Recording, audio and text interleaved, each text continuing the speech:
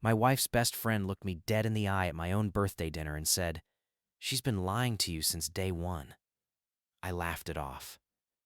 Then she pulled out her phone and started scrolling. By the time she handed it to me, my hands were shaking. Before you keep reading, hit subscribe, because this one gets messy fast and you don't want to miss the updates. Original post. I'm Dan, 34, married to Megan, 32, together 6 years, married 3. No kids yet. We'd been trying for about a year, or at least that's what she told me. We had a solid group of friends, and Megan's best friend since college, Priya, was basically family at this point. She'd been at our wedding, she'd been at every holiday. She practically lived at our place during football season. I trusted her more than I trusted my own brother, honestly. 2 weeks ago was my birthday. Nothing crazy planned, just dinner at our usual spot with 6 or 7 people, the kind of low-key thing I actually like. Megan seemed off the whole night, distracted, checking her phone under the table, laughing a beat too late at jokes. I figured work stress. She'd been working late a lot the past few months, which in hindsight should have been my first clue, but I wasn't looking for clues. I was just living my life like an idiot who trusts his wife. About halfway through dinner, Priya excused herself to the bathroom and texted me from 2 feet away. "Can you step outside for a sec? I need to tell you something. I need to talk to you alone." I figured maybe she wanted help planning a surprise for our anniversary or something. I stepped outside into the parking lot, and Priya was already out there, arms crossed, looking like she hadn't slept. "I can't keep doing this," she said before I even got the door closed behind me. "Doing what?" "Watching you sit in there having a birthday dinner with her like everything's normal." She looked like she might throw up. "Dan, she's been lying to you since day one. Like, since the actual beginning. Not just recently." I laughed. I actually laughed because it sounded insane, and because my brain does this thing where it defaults to disbelief when something threatens to blow up my entire life. "Okay, that's dramatic. What are you talking about?" "I'm talking about the fact that I've known for 2 years and I can't sit on this anymore." Her voice cracked. "I have proof. I have screenshots. I've had them for months, and I keep telling myself it's not my business, but it's eating me alive. And I actually like you, Dan. You don't deserve this." I stood there in a parking lot in November with no jacket, freezing, staring at my wife's best friend like she'd just spoken a foreign language. "Send me whatever it is, right now." "Not here. Not tonight. It's your birthday. I'm not doing this at your birthday dinner." "Priya, send it to me right now, or I swear I will lose my mind at that table in front of everyone." She looked back at the restaurant window, where Megan was visible through the glass, laughing with my coworker about something. Then she looked at me, pulled out her phone, and started forwarding things. My phone buzzed 4 times, then 6. Then it just kept going. I didn't open any of it right there. I told her thank you, told her I needed a minute, and I sat in my car in the parking lot of the restaurant while my birthday dinner continued without me, and I opened the messages. The first screenshot was a text conversation between Megan and a name saved as Blake, Jim. The messages went back almost 2 years. The tone was not Jim Buddy tone. It was the kind of tone you use with someone you've been sleeping with. There were photos. I'm not going to describe them, but I will say I now understand why she started going to the gym at 6 a.m. 3 years into a marriage where she'd never voluntarily exercised a day in her life. The second batch of screenshots was worse in a different way. It wasn't the affair. It was a conversation from over a year ago, before Blake even entered the picture, where Megan told Priya she'd been off her birth control for months without telling me, specifically because, quote, "if I get pregnant now, it locks things in before he figures out I'm not happy," and that she was still deciding whether she actually wanted to stay married to me or just wanted the stability while she figured her life out. We had been actively trying for a baby for exactly the length of time she'd been telling me she was trying. Except apparently, I was the only one who thought trying meant what I thought it meant. I sat in that car for maybe 20 minutes. Didn't cry, didn't call anyone, just read every single message twice. Then I went back inside, sat down at the table, smiled, ate my cake, said thank you to everyone for coming, and drove home with my wife like nothing had happened. She asked why I was so quiet. I told her I was just tired. She believed me, because apparently believing things without checking is a family trait she never expected me to develop. I didn't sleep that night. I lay next to her thinking about 2 years of birthdays, holidays, a wedding anniversary trip to Mexico, a conversation 6 months ago where she cried and said she was scared we'd never get pregnant, while apparently already knowing exactly why that might be complicated. I got up around 4 in the morning, went to my office, and started making a list. By 6 a.m., I'd emailed a divorce attorney a friend from college had used. By 7, Megan was in the kitchen making coffee, completely unaware her entire life was about to change. She asked if I wanted eggs. I said sure. Ate breakfast with her like a man buying himself time. Here's the thing about finding out your wife's best friend has been holding evidence of your wife's affair for months. It changes how you see everything, including the timeline. Priya wasn't a hero handing me a gift. She was someone who'd sat on this for a long time out of loyalty to Megan first and guilt second. I appreciated her finally telling me, genuinely, but I wasn't about to pretend this was some spontaneous act of friendship. I asked her over text later that day exactly why now, of all the birthdays and holidays and Sunday dinners, this was the moment she cracked. Her answer, because last week she told me she's thinking about getting pregnant on purpose with Blake and passing it off as yours since you two are trying anyway. I couldn't be part of that.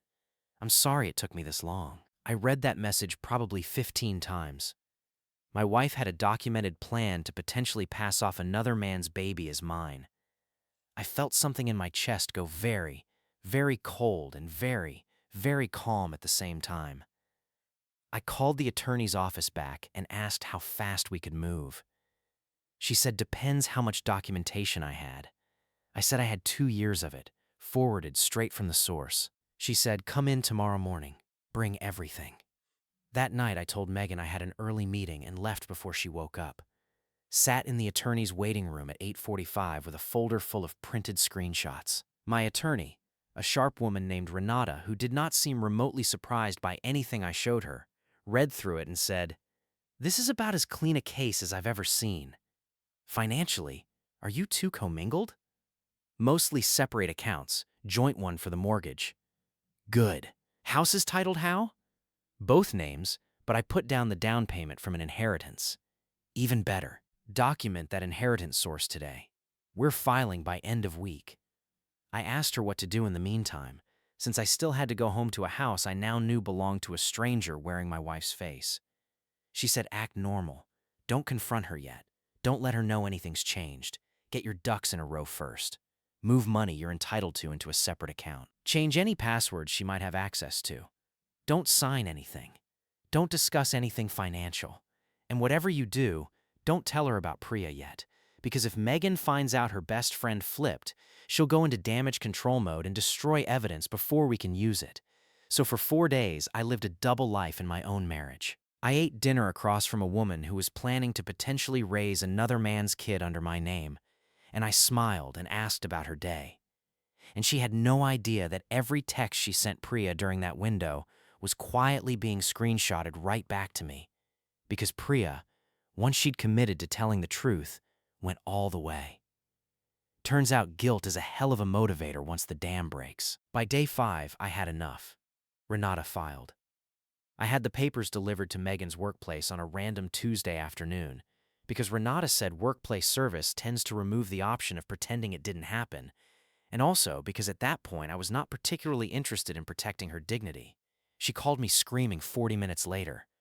Are you kidding me? You had me served at work? In front of everyone? I could have done it at home, but I figured you'd want witnesses for the part where you explain to me who Blake is. Silence. Actual dead silence, the kind that tells you everything. Dan, I can explain. You've had 2 years to explain. I'm good. Where did this even come from? Did someone say something to you? Does it matter? It was Priya, wasn't it? That backstabbing. Careful, I said. The woman who spent 2 years covering for your affair just did the one decent thing in this entire situation. Watch how you talk about her. She went quiet again, then switched gears completely, the way people do when denial stops working and bargaining kicks in. It's not what you think. It was a mistake. It happened once. I've been trying to end it for months. I have 2 years of texts saying otherwise. I have a message from 3 weeks ago where you told Priya you were thinking about letting me raise Blake's kid without telling me. So no, I don't think it's a mistake. I think it's a plan you almost got away with. She started crying, said I was twisting things, said Blake meant nothing, said she loved me, said the pregnancy thing was a stupid thing she said in a moment of panic, and she'd never actually do it. I told her she could explain all of that to her lawyer, because I wasn't in the business of interpreting her intentions anymore. I was in the business of reading her texts. I moved into a friend's guest room that night. Wasn't willing to sleep under the same roof knowing what I knew, and Renata agreed that putting distance between us early looked good on paper anyway. Told Megan the house stays as is until we sort out the settlement. Don't touch anything. Don't sell anything. Don't move anyone new into it. She asked if that meant Blake couldn't come over. I told her I genuinely did not care what she did in that house at this point, as long as nothing got removed or sold before the lawyers finished. But if I found out he'd been sleeping in my bed, that detail was going straight into the filing. Update 1, 10 days later. This has gotten so much bigger than I expected. First, the family call started. My mother-in-law phoned me crying, said Megan told her I was throwing away 3 years over a misunderstanding. And could we please just go to counseling? I told her the misunderstanding involved a personal trainer, a 2-year paper trail, and a documented plan to pass off a baby as mine. She got very quiet and said she needed to call her daughter back.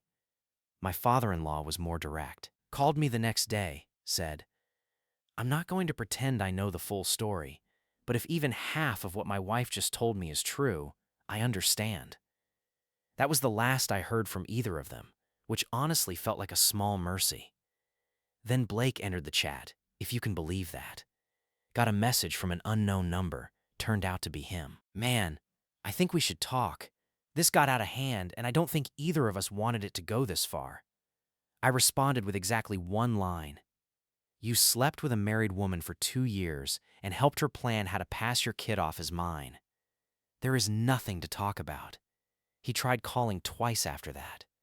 I let it ring out both times. Megan, for her part, cycled through every stage of this you'd expect, and none of them in order. Some days it was tearful apology texts, paragraphs about how she never meant to hurt me, how the affair started because she felt neglected, how she'd been in therapy secretly for months trying to fix herself before telling me, which, sure, convenient timing on that revelation. Other days it was rage, accusing me of ambushing her, of turning her friends against her, of being cold and calculating for gathering evidence before confronting her instead of screaming at her like a normal betrayed husband would. I told Renata that last part actually made me laugh. She said, Good. That's basically an admission she expected to be able to talk her way out of this if you'd come at her emotionally instead of legally. You did the smart thing. The financial side got interesting fast. Renata pulled bank statements and found Megan had been quietly transferring small amounts, $200, $300 at a time, into a separate account over the past 8 months. Nothing that would trip any alarms individually, but it added up to almost $11,000. When confronted through the attorneys, her lawyer's explanation was that it was personal savings, which is a hilarious way to describe a slush fund you built while planning to leave your husband and possibly hand him someone else's baby. Somewhere in this stretch, I also found out Blake wasn't even Megan's first slip during our marriage, just the longest one. Priya, once she started talking, kept talking, and mentioned there'd been a shorter thing with a guy from Megan's old job about 4 years back, something Megan had apparently framed to Priya at the time as, not a big deal, we never even really did anything, which is the exact kind of sentence that means the opposite of what it claims. I didn't chase that thread legally since there wasn't documentation the way there was with Blake, but it did answer a question I'd never thought to ask myself, which was whether this was a pattern or a one-time collapse. Turns out it was never a one-time anything. Priya, meanwhile, became public enemy number 1 in Megan's social circle for about a week, until people actually asked what happened and the tide turned fast. Priya sent me a long message apologizing for not telling me sooner. Said she'd been Megan's friend since freshman year of college and kept hoping Megan would come clean on her own. Kept giving her chances, kept telling her to end it, and finally just couldn't watch it continue, especially once the baby comment came up. I told her I wasn't mad at her, just wished it had been sooner. But I understood loyalty is a hard habit to break, even when someone doesn't deserve it anymore. Megan tried one more angle around day 8. Showed up at my friend's place, unannounced, stood in the driveway, said she wanted 5 minutes. I gave her 5 minutes, because I'm not a monster, and also because Renata said it never hurts to let the other side talk themselves into a corner on the record. So I recorded it, which is legal in our state as long as one party consents, and I was that one party. "I know I messed up," she said, "but you're really going to throw away everything over one mistake? 2 years isn't one mistake. It's a lifestyle." It wasn't the whole 2 years. It came and went, like a subscription. "You don't have to be like this." Like what? Accurate? She switched tactics, the way she always did once a line stopped working. "What about the house? What about everything we built? You built an exit plan for 2 years while pretending to build a marriage. I'm just catching up to where you already were." She started crying again, said she still loved me, said Blake didn't mean what I thought he meant, said the pregnancy comment to Priya was taken out of context. I told her Priya had sent me the full conversation, not a clip, and there wasn't a version of context that made "pass it off" as his sound romantic. She had nothing left after that. Stood in the driveway for another minute, then left. Update 2, 3 weeks in, and the depositions happened, and this is where it got almost cartoonishly bad for her. Her attorney tried to frame the case as me being an overreacting, controlling husband who invaded her privacy by collecting evidence instead of confronting her directly, the same play I've seen work in 100 other messy divorces. Renata calmly pointed out that every piece of evidence came unsolicited from a third party who volunteered it, that I hadn't hacked anything, hadn't installed spyware, hadn't done anything except receive information I was given and then, reasonably, verify it before blowing up my own life. The judge in the temporary hearing didn't seem particularly moved by the controlling husband narrative once the actual content of the messages got read into record. Then came Megan's deposition, and her own words did more damage than anything I could have said. Her lawyer, presumably not fully briefed on the pregnancy comment, was blindsided when Renata brought it up directly under oath. "Did you tell a friend you were considering conceiving a child with someone other than your husband and allowing him to believe it was his?" Long pause. "That was said in a moment of frustration. I never actually planned to do that, but you said it. I said a lot of things I didn't mean during a hard time. Were you off birth control without your husband's knowledge for approximately 14 months while telling him you were both actively trying to conceive?" Another pause, longer this time. "I wasn't ready to be pregnant with him yet. I needed time to figure things out. So you deceived him about your fertility for over a year while he believed you were both working towards starting a family together." Her lawyer objected on some technicality, but the answer was already on record, and you could see even her own attorney's face change a little. The look of a man realizing his client had been less than fully honest with him, too. Around this time, my mother-in-law called one more time. Not to defend Megan this time, just to ask, quietly, if the pregnancy comment was really as bad as it sounded. I read her the exact line. She was silent for a long time and then said, "I raised her better than that," and hung up. I don't know what happened in that family after, and honestly, I stopped caring enough to ask. The house situation resolved faster than I expected once the financial picture got clearer. My inheritance-funded down payment was well documented, receipts, bank transfer records, the whole thing. So Renata argued successfully that a significant chunk of the equity should be treated as separate property, with only the portion built through joint mortgage payments during the marriage split evenly. Megan's lawyer pushed back hard at first, then softened considerably once the deposition transcript started circulating between the attorneys, because nothing kills your negotiating leverage like your own sworn testimony reading like a confession. The $11,000 she'd quietly squirreled away got clawed back into the marital pot and split, which meant she effectively lost more than half of it once it was properly accounted for. Small win, but a satisfying one. Final update, about 10 weeks after that birthday dinner, and it's done. Settlement reached, no trial needed, mostly because her side saw the writing on the wall after the deposition and decided a courtroom full of strangers hearing the pregnancy line read aloud wasn't a risk worth taking. Final terms. House sold, proceeds split with my down payment carved out first, meaning I walked away with significantly more than half. She kept her car and her own retirement account. I kept mine. No spousal support either direction given the short marriage and the circumstances that ended it, which her lawyer barely even tried to fight by the end. She covers her own legal fees. I cover mine. Total cost to me was a little over $6,000, which felt like an absolute bargain considering what I avoided. Priya and I still talk occasionally, mostly just checking in. She and Megan aren't friends anymore, which I think was inevitable the second those screenshots left her phone, but she doesn't seem to regret it.